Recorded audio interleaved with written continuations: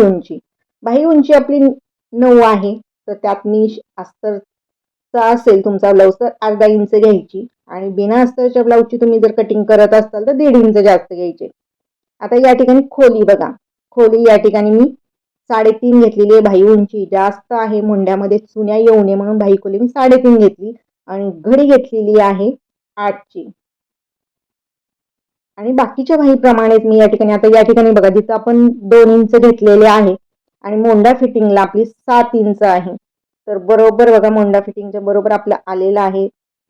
आणि शोल्डरला 2.25 इंच ठेवले आणि मागील मोंड्याचा आकार देऊन घ्यायचा, पुढील मोंड्याचा आकार देऊन घ्यायचा अशा पद्धतीने.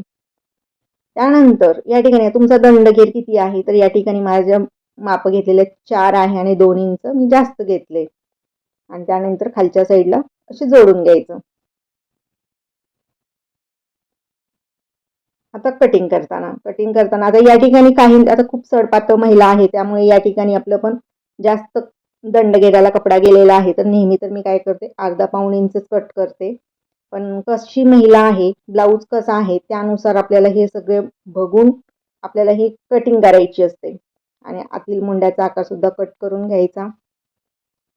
अशा पद्धतीने आपण डायरेक्ट कपड्यावरती आज कटिंग केली.